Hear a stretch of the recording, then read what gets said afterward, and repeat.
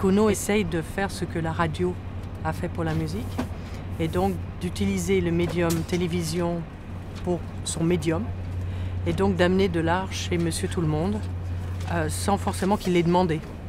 J'ai voulu faire en fait depuis le début de la télévision et pas du net. J'insiste sur la différence parce que la télévision, on a une télécommande avec laquelle on peut passer finalement d'une chaîne à l'autre. On ne sait pas très bien ce qui nous attend chaque fois qu'on fait ça. Alors que si vous ne vous intéressez pas à l'art, il n'y a aucune raison que vous nous découvriez sur le net. Parce que vous allez justement, il faut pouvoir utiliser des mots-clés. L'idée est tout simplement de vous donner une expérience artistique sans commentaire, sans aucun son ajouté. C'est l'idée qu'on va prendre vos yeux par la main pour vous montrer comment regarder une œuvre. Donc à la fin, ça fait des petits films courts. Tous ces petits films courts ont leur propre histoire, qui est l'histoire que vous voulez bien vous en tirer. Moi, je crois beaucoup à l'Internet pour le complément d'information. C'est-à-dire que vous voyez quelque chose sur le petit écran. Si vous aimez, on va vous donner toutes les informations. Et c'est ce qu'on appelle dans le jargon de la télévision.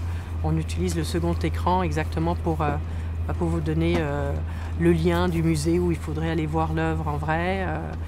Le lien du bouquin qu'il faudrait acheter si vous avez envie de savoir plus. Et vous allez pouvoir télécharger bientôt ces petits films et donc créer votre propre playlist.